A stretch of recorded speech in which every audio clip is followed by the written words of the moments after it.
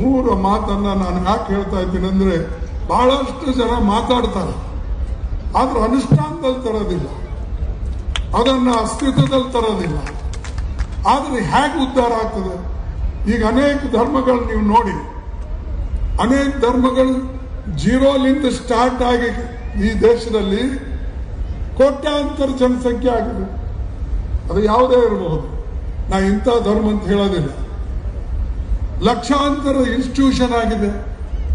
ಅವೆಲ್ಲ ಹೇಗೆ ಬಂದು ಅಂದ್ರೆ ಬೇರೆಯವ್ರನ್ನ ಪ್ರೀತಿಸಿ ತನ್ನ ಕಡೆ ತೆಗೆದುಕೊಂಡು ಅವರನ್ನ ಅಪ್ಕೊಂಡು ನಮ್ಮವರಾಗಿ ಮಾಡಿ ಆವಾಗ ಆ ಧರ್ಮ ಕೂಡ ಬೆಳೀತು. ಈಗ ನಾವೇನ್ ಮಾಡ್ತೇವೆ, ಇರ್ತಕ್ಕಂಥ ಧರ್ಮದಲ್ಲೇ ನಾವು ಸಾಕಷ್ಟು ಕಿರುಕುಳ ಕೊಡ್ತೇವೆ. ಬೆಳೀತದೆ ಹೇಗೆ? ಇದಕ್ಕೆ ಎಲ್ಲ ಕಾಟ ನೋಡಿ. ಈ ದೇಶದಲ್ಲಿರ್ತಕ್ಕಂಥ ಒಂದು ಮನುವಾದ ಮತ್ತು ಚತುರ್ವರ್ಣ ಈ ವಿಚಾರಗಳೇನಿದ್ರು ಇದಕ್ಕೆ ತಿರಸ್ಕಾರ ಮಾಡಿದಂಥವ್ರು ಯಾರು ಅಂದ್ರೆ ಬಸವಣ್ಣನವರು. ಅದನ್ನು ನೀವು ಒಪ್ಪಲ್ಲ. ಇದನ್ನ ತಿರಸ್ಕಾರ ಮಾಡೇನೆ ಬಸವಣ್ಣನವರು ಹೊಸ ಧರ್ಮವನ್ನ ಸ್ಥಾಪನೆ ಮಾಡಿ ಎಲ್ಲರಿಗೆ ಒಕ್ಕಟ್ಟು ಮಾಡಿ ಎಲ್ಲಾ ಜಾತಿಗಳಿಗೆ ಒಂದು ಕಡೆ ಸೇರಿಸಿ ಅನುಭವ ಮಂಟಪ ಮಾಡಿ, ಅನುಭವ ಮಂಟಪದಲ್ಲಿ ಎಲ್ಲಾ ಜಾತಿಯವ್ರನ್ನ ಒಂದು ಕಡೆ ಸೇರಿಸಿ ಹೆಂಗೆ ಪಾರ್ಲಿಮೆಂಟ್ ಸೇರ್ತದೋ. ಅಲ್ಲಂ ಪ್ರಭು ಯಾರು? ಅಲ್ಲಂ ಪ್ರಭು ಒಬ್ಬ ಹಿಂದುಳಿದ ಸಮಾಜದ ಮುಖ್ಯಸ್ಥ. ಅವರ ಅಧ್ಯಕ್ಷತೆಯಲ್ಲಿ ಇದು ನಡೀತಿತ್ತು. ನಾವು ಅವಾಗ ಮಾಡ್ತೇವೆ, ಈಗೇನ್ ಮಾಡ್ತೇವೆ? ಈಗ ನಾವೆಲ್ಲರೂ ನಾವು ನಮ್ಮವರು ಅಂತೇವೆ, ಅಥವಾ ನೀವು ಅವರವರು ಅಂತ. ಅರೆ ನೀವೆಲ್ಲಿವರೆಗೆ ನಾವೆಲ್ಲ ಒಂದು ಅಂತ ಅನ್ನೋದಿಲ್ಲ, ಅಲ್ಲಿವರೆಗೆ ಯಾವುದೇ ಧರ್ಮ ಬೆಳೆಯೋದಿಲ್ಲ. ಬೌದ್ಧ ಧರ್ಮ ಇಲ್ಲಿ ಬಹಳ ಪ್ರಚಾರದಲ್ಲಿತ್ತು. ಈ ದೇಶದಲ್ಲಿ ಈ ಎಲ್ಲಿಗೆ ಅಫ್ಘಾನಿಸ್ತಾನ್ ಹಿಡ್ಕೊಂಡು, ಕಜಕಿಸ್ತಾನ್ ಹಿಡ್ಕೊಂಡು, ಗ್ರೀಸ್ ಹಿಡ್ಕೊಂಡು, ನೇಪಾಳ ಹಿಡ್ಕೊಂಡು ಬೌದ್ಧ ಧರ್ಮ ಇತ್ತು. ಎಲ್ಲಿ ಹೋಯ್ತದು? ಯಾರು ಕಳಿಸಿದ್ರು? ಯಾರು ಅದಕ್ಕೆ ತಿರಸ್ಕಾರ ಮಾಡಿದ್ರು? ಆದ್ರೂ ಹೊರಗಡೆ ಜಪಾನ್ನಲ್ಲಿದೆ, ಚೈನಾದಲ್ಲಿದೆ, ಟಿಬೆಟ್ನಲ್ಲಿದೆ, ಕಂಬೋಡಿಯಾದಲ್ಲಿದೆ, ಥೈಲ್ಯಾಂಡ್ನಲ್ಲಿದೆ, ಸಿಲೋನ್ನಲ್ಲಿದೆ, ಇನ್ನೂ ಅನೇಕ ಕಡೆ ಇದೆ. ಅಲ್ಲಿ ಇಲ್ಲಿನ ಧರ್ಮ ಬೇರೆಯವರು ಸ್ವೀಕಾರ ಮಾಡಿ ದೇಶಗಳಲ್ಲಿ ಬೌದ್ಧ ಧರ್ಮವನ್ನು ಪ್ರಚಾರ ಆಯಿತು. ಆದ್ರೆ ಆ ಬೌದ್ಧ ಧರ್ಮಕ್ಕೆ ಅತ್ಯಂತ ಹೆಚ್ಚಿನ ತೊಂದರೆಗಳು ಕೊಟ್ಟು ಓಡಿಸಿದವ್ರು ಯಾರು? ನಾವೇ ತಾನೇ. ಹೊರಗಿನವ್ರು ಬಂದು ಯಾರು ಓಡಿಸಿಲ್ಲ, ನಾವೇ ಓಡಿಸಿದೆವು. ಹೊರಗಿನವ್ರು ಸ್ವಲ್ಪ ಮಾಡಿರ್ಬೇಕು, ಒಳಗಿನವ್ರು ಇನ್ನೂ ಜಾಸ್ತಿ ಮಾಡಿ ಅದನ್ನ ಹಾಳು ಮಾಡಿದೆವು. ಅದೇ ರೀತಿಯಾಗಿ ಬಸವಣ್ಣವರ ತತ್ವದಲ್ಲೂ ಕೂಡ ಹಾಗಾಗಬಾರ್ದು. ನೀವು ಇಲ್ಲಿಂದ ಅದರ ಪ್ರಚಾರ ಮಾಡಿದ್ರೆ ದೇಶ ತುಂಬಾ ಆಗ್ತದೆ. ನಿಮ್ಮ ನಡವಳಿಕೆ ಮೇಲೆ ಅದನ್ನ ಹೋಗ್ತದೆ ಹೊರತಾಗಿ ನಾವು ಸರಿಯಾಗಿ ನಡ್ಕೊಳ್ಳಿಲ್ಲ ಅಂದ್ರೆ ಯಾರೂ ನಿಮ್ಮ ಹತ್ರ ಬರಲ್ಲ.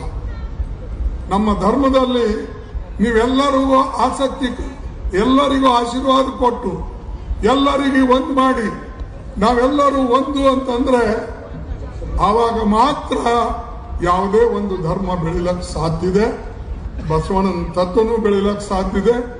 ಅದಕ್ಕೆ ಇದನ್ನ ನಾವು ಒಂದು ನೆನಪಿನಲ್ಲಿ ಇಟ್ಕೊಂಡು ಇದು ಮುಂದೆ ಹೋಗ್ಬೇಕು. ಕೇವಲ ಅವ್ರು ಹೇಳಿದ್ರು ಇವ್ರು ಹೇಳಿದ್ರು ನಾನು ನಂಬಲ್ಲ. ನಾನು ಬುದ್ಧಗೆ ಬಹಳ ನಂಬ್ತೇನೆ, ಬಸವಣ್ಣನಿಗೆ ನಂಬ್ತೇನೆ, ಅಂಬೇಡ್ಕರ್ಗೆ ನಂಬ್ತೇನೆ, ನಾರಾಯಣ ಗುರುಗೆ ನಂಬ್ತೇನೆ, ಕಬೀರಿಗೆ ನಂಬ್ತೇನೆ. ಯಾಕೆ? ಇವರೆಲ್ಲರೂ ಮಾನವತಾವಾದಿಗಳು, ಮಾನವ ಕುಲಕ್ಕೆ ಒಳ್ಳೆಯದನ್ನ ಮಾಡಿದವರು ಅವರು. ಅದಕ್ಕಾಗಿ ಅವ್ರಿಗೆ ಪೂಜೆ ಮಾಡ್ತಕ್ಕಂಥದ್ದು ನೆನೆಸ್ಕೊಳ್ತಕ್ಕಂಥದ್ದು ಬಹಳ ಮುಖ್ಯ. ಈಗಲೂ ನಾನು ನೋಡ್ತೀನಿ ಬಹಳ ಕಡೆ ಬುದ್ಧನ ಪೂಜೆ ಮಾಡ್ತಕ್ಕಂಥವರೇ ಇಲ್ಲ. ಮಾಡಿದ್ರೆ ಪುನಃ ಅಂಬೇಡ್ಕರ್ ಹೆಸರಿನಲ್ಲೇ ಕೆಲವು ಜನ ಇವ್ರು ಮಾಡ್ತಾರೆ.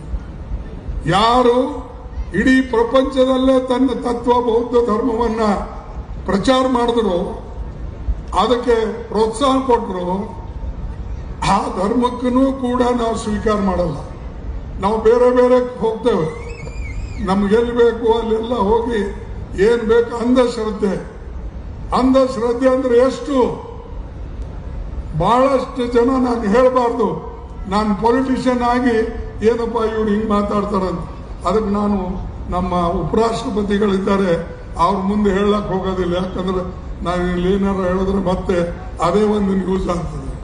ನಾನು ಹೇಳೋದೇ ಒಂದು, ಪೇಪರ್ನಾಗ ಬರೆಯೋದೇ ಒಂದು, ಇನ್ನೊಂದು ನಮ್ಮ ಟಿವಿದಾಗ ಹೇಳೋದೇ ಒಂದು. ಅದಕ್ಕಾಗಿ ನಾ ಹೆಚ್ಚಿಗೆ ಹೇಳೋದಿಲ್ಲ. ಒಂದು ನೆನಪಿಡಿ, ನಾವು ಒಂದಿದ್ರೆ, ಆ ಧರ್ಮದ ಮೇಲೆ ನಿಷ್ಠೆ ಇದ್ರೆ, ಆ ಧರ್ಮನ್ನ ಬೆಳೆಸ್ತಕ್ಕಂಥ ಗುರಿ ಇಟ್ಕೊಂಡು ನೀವು ಹೋಗಿ. ಎಲ್ಲೋ ಯಾರೋ ಊಟಕ್ಕೆ ಕರೆದು ಹರಿಜನ ಮನೆಗೆ ಹೋದ, ನೀರು ಕುಡು, ಅವ್ ಬಿಟ್ಬಿಡಿ. ಈಗ ಎಲ್ಲರೂ ಕುಡಿಲತ್ತಾರೆ. ಎಲ್ಲ ನಳ ಬಂದ ಮೇಲೆ ಎಲ್ಲರೂ ಅದಕ್ಕೆಲ್ಲ ನೋಡ್ತಾ ಇದ್ದಾರೆ. ಸೊ ಅಂಥವು ಇಂಥವು ಈಗ ನಡೆಯಲ್ಲ. ಜನರಿಗೆ ಬೇಕಾಗಿದ್ದೇನು? ಜನ ಅಮೆರಿಕಕ್ಕೆ ಹೋಗ್ತಾರೆ, ಲಂಡನ್ಗೆ ಹೋಗ್ತಾರೆ, ಬೇರೆ ಕಡೆ ಹೋಗ್ತಾರೆ, ಓದ್ತಾರೆ, ತಿಳ್ಕೋತಾರೆ. ಅದಕ್ಕಾಗಿ ನಾವು ಧರ್ಮ ಮನುಷ್ಯನಿಗೆ ಬೇಕು. ಇದೇ ಅಂಬೇಡ್ಕರ್ ಹೇಳಿದ್ದು. ಅಂಬೇಡ್ಕರ್ ಬಹಳ ಜನ ಹೇಳಿದ್ರು, ನೀವೆಲ್ಲ ಮಾತಾಡ್ತೀರಿ ದೇವರ ದಿಂಡ್ರ ಬಗ್ಗೆ, ಅಂಧಶ್ರದ್ಧೆ ಬಗ್ಗೆ ಬಹಳ ಮಾತಾಡ್ತೀರಿ, ಆದರೆ ನೀವು ಯಾಕೆ ಬುದ್ಧಿಗೆ ನಮಸ್ಕಾರ ಮಾಡ್ತೀರಿ ಅಥವಾ ಬುದ್ಧನ ಸ್ಟ್ಯಾಚ್ಯೂಗೆ ನೀವು ಯಾಕೆ ಹೂವು ಅರ್ಪಣೆ ಮಾಡ್ತೀರಿ?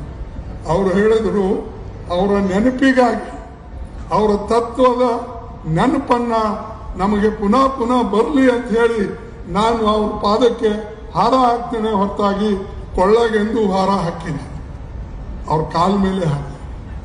ಹಾಗೆ ನಾವು ಎಲ್ಲರೂ ಒಂದಾಗಿ ನಮ್ಮ ತತ್ವವನ್ನು ಬೆಳೆಸಬೇಕು.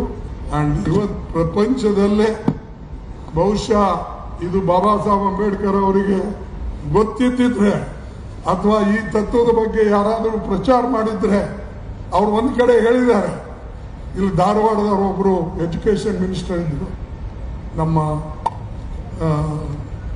ಬ್ರಿಟಿಷರ್ ಕಾಲದ ಇಂಟೀರಿಯಂ ಗವರ್ನಮೆಂಟ್.